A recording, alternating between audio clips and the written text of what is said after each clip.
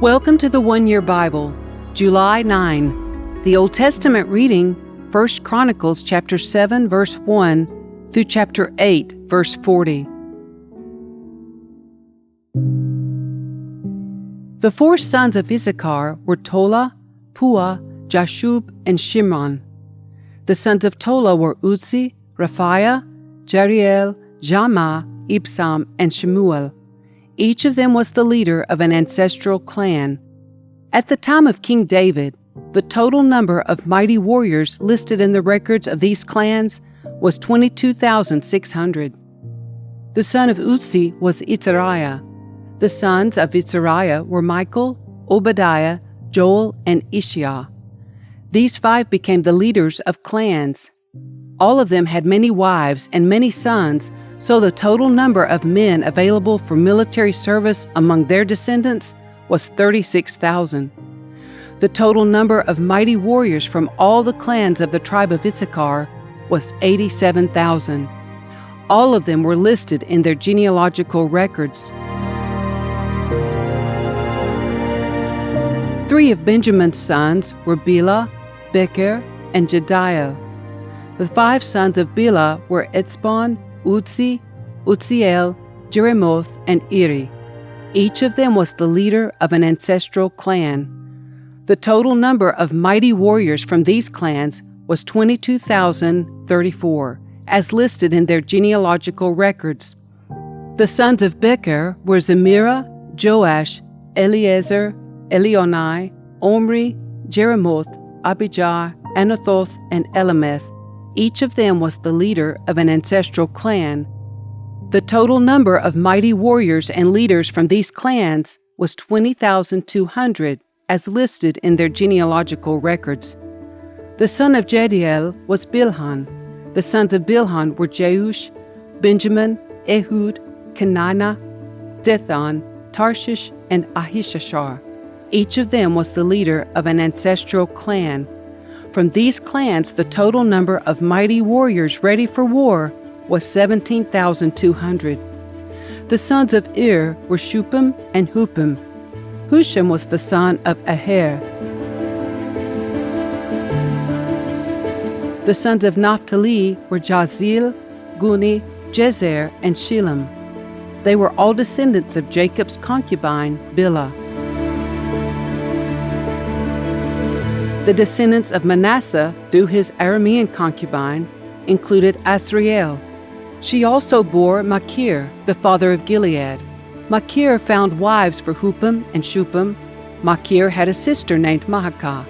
One of his descendants was Zelophehad, who had only daughters.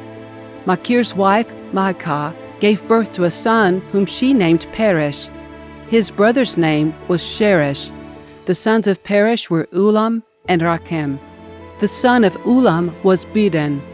All these were considered Gileadites, descendants of Machir, son of Manasseh. Machir's sister, Hamoleketh, gave birth to Ishad, Abiezer, and Mahlah. The sons of Shemida were Ahian, Shechem, Likhi, and Aniam.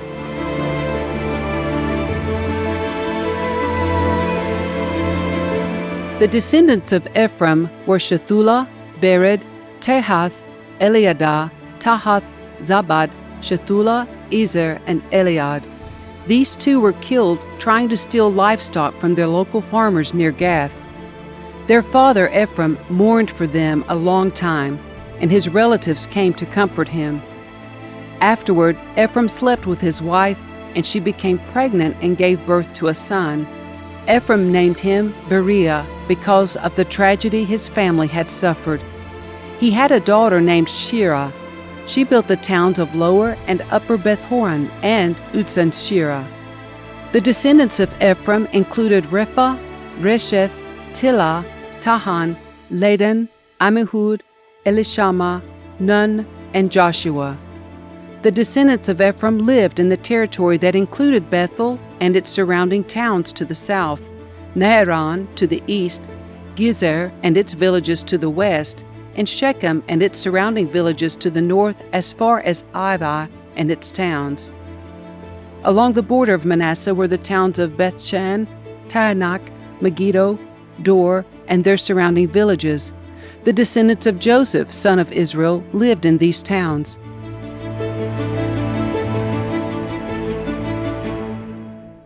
The sons of Asher were Imnah, Ishva, Ishvi, and Beriah. They had a sister named Sirah. The sons of Beriah were Heber and Malkiel, the father of Birzaith. The sons of Heber were Japhlet, Shomer, and Hotham. They had a sister named Shua. The sons of Japhlet were Pasak, Bimhal, and Ashvath. The sons of Shomer were Ahi, Hogah, Huba, and Aram. The sons of his brother Helam were Zophah, Imnah, Shelesh, and Amal. The sons of Zophah were Suah, Harnepher, Shaul, Beri, Imrah, Bezer, Hod, Shammah, Shilshah, Ithran, and Bira. The sons of Jepher were Jephunneh, Pispa, and Ara. The sons of Ulah were Ara, Haniel, and Ritziah. Each of these descendants of Asher was the head of an ancestral clan. They were all select men, mighty warriors, and outstanding leaders. The total number of men available for military service was 26,000, as listed in their genealogical records.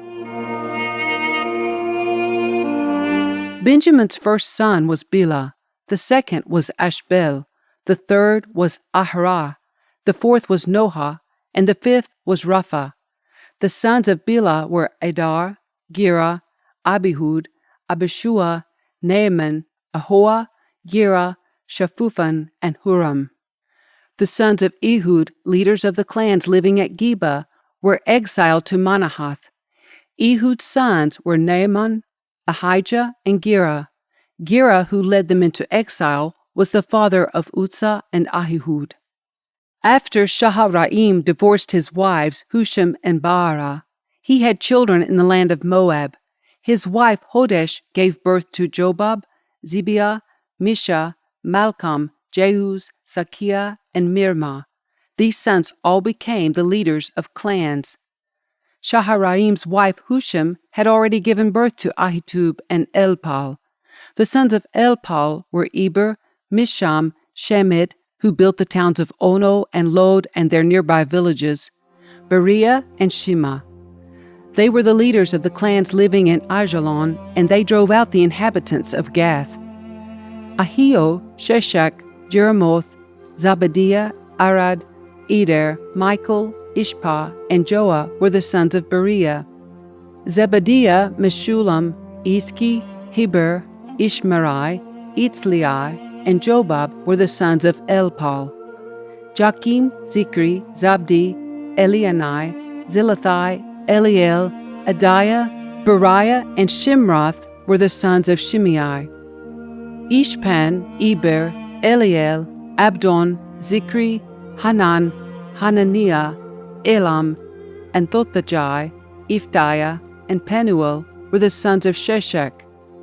Shemsherai, Shahariah, Athaliah, Jarashia, Elijah, and Zikri were the sons of Jehoram.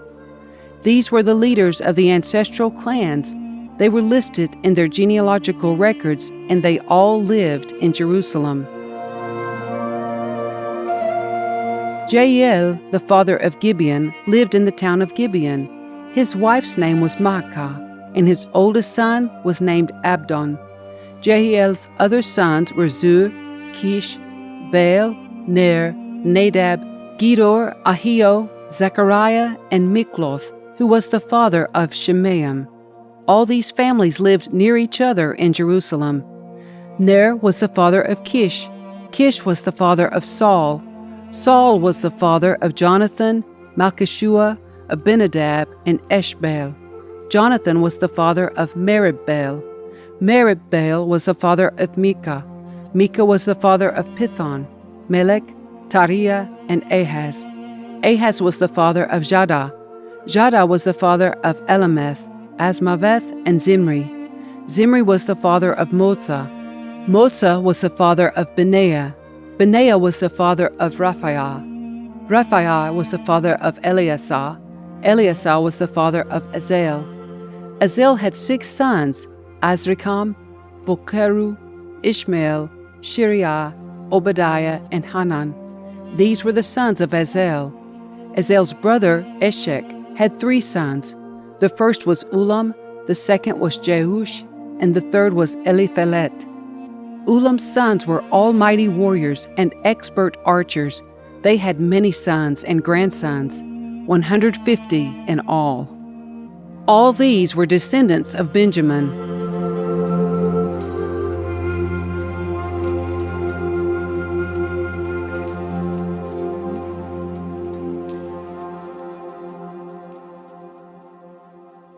The New Testament reading, Acts chapter 27, verses 1 through 20.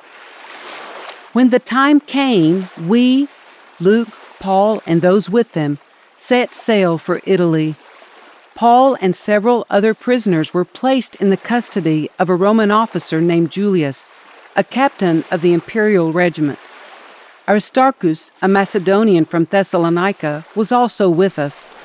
We left on a ship whose home port was Adramyttium, on the northwest coast of the province of Asia. It was scheduled to make several stops at ports along the coast of the province. The next day, when we docked at Sidon, Julius was very kind to Paul and let him go ashore to visit with friends so they could provide for his needs. Putting out to sea from there, we encountered strong headwinds that made it difficult to keep the ship on course. So we sailed north of Cyprus, between the island and the mainland. Keeping to the open sea, we passed along the coast of Cilicia and Pamphylia, landing at Myra, in the province of Lycia. There the commanding officer found an Egyptian ship from Alexandria that was bound for Italy, and he put us on board. We had several days of slow sailing, and after great difficulty we finally neared Cnidus. But the wind was against us, so we sailed across to Crete and along the sheltered coast of the island, past the Cape of Salmon. We struggled along the coast with great difficulty and finally arrived at Fair Havens, near the town of Lasea. We had lost a lot of time. The weather was becoming dangerous for sea travel because it was so late in the fall, and Paul spoke to the ship's officers about it. "Men," he said, "I believe there's trouble ahead if we go on. Shipwreck, loss of cargo, and danger to our lives as well."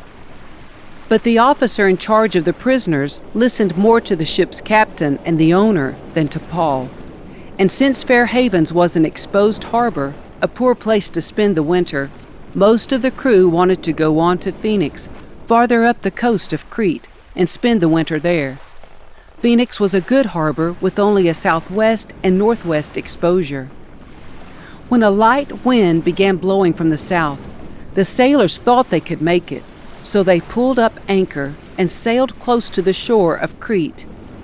But the weather changed abruptly, and a wind of typhoon strength, called a northeaster, burst across the island and blew us out to sea. The sailors couldn't turn the ship into the wind, so they gave up and let it run before the gale. We sailed along the sheltered side of a small island named Cauda, where with great difficulty we hoisted aboard the lifeboat being towed behind us. Then the sailors bound ropes around the hull of the ship to strengthen it. They were afraid of being driven across to the sandbars of Syrtis off the African coast, so they lowered the sea anchor to slow the ship and were driven before the wind. The next day, as gale-force winds continued to batter the ship, the crew began throwing the cargo overboard. The following day, they even took some of the ship's gear and threw it overboard. The terrible storm raged for many days, blotting out the sun and the stars until at last all hope was gone.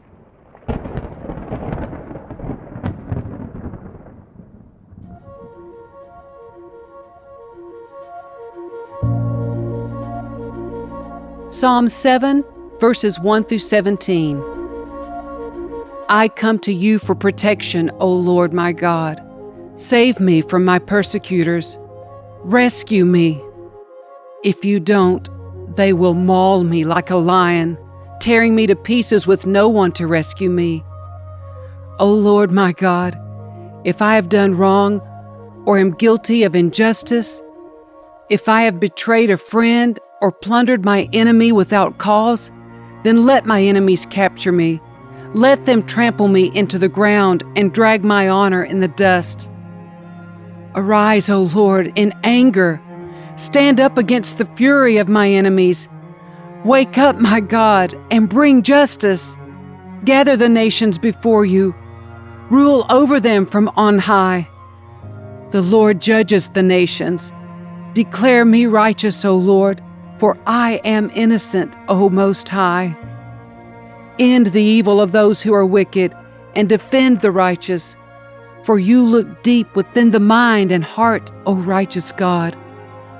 God is my shield, saving those whose hearts are true and right.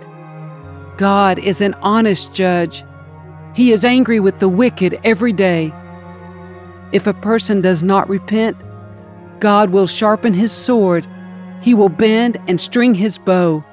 He will prepare his deadly weapons and shoot his flaming arrows. The wicked conceive evil. They are pregnant with trouble and give birth to lies. They dig a deep pit to trap others, then fall into it themselves. The trouble they make for others backfires on them. The violence they plan falls on their own heads. I will thank the Lord because He is just. I will sing praise to the name of the Lord Most High.